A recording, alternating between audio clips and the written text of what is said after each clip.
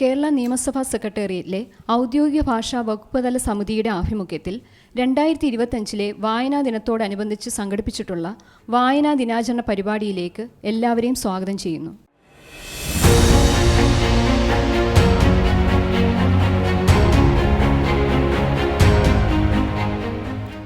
അധികം സംസാരിക്കാതെ ഈ നല്ല ദിവസത്തിൽ ഈ പരിപാടിയിൽ സംബന്ധിക്കാൻ എത്തിച്ചേർന്ന നിങ്ങൾ ഓരോരുത്തരെയും സ്നേഹത്തോടെ സ്വാഗതം ചെയ്തുകൊണ്ട് നിർത്തി.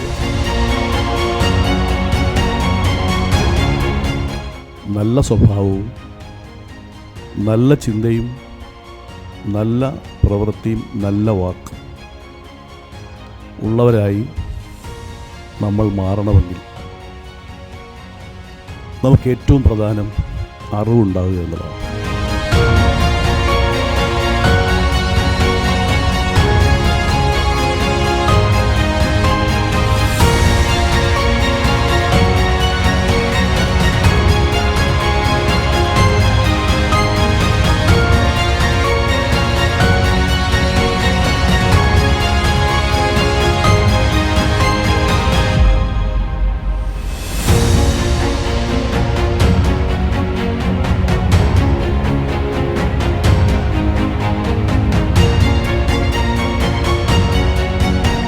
അപ്പോൾ കേരളത്തിൽ അച്ചടി ആരംഭിക്കുമ്പോൾ എഴുത്തും വായനയും അറിയാവുന്നവരുടെ ശതമാനം കേരളത്തിൽ തുലവും പരിമിതം.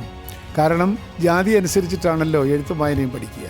ചില ജാതിക്കാർക്ക് എഴുത്തും വായനയും പഠിക്കാൻ പാടില്ല.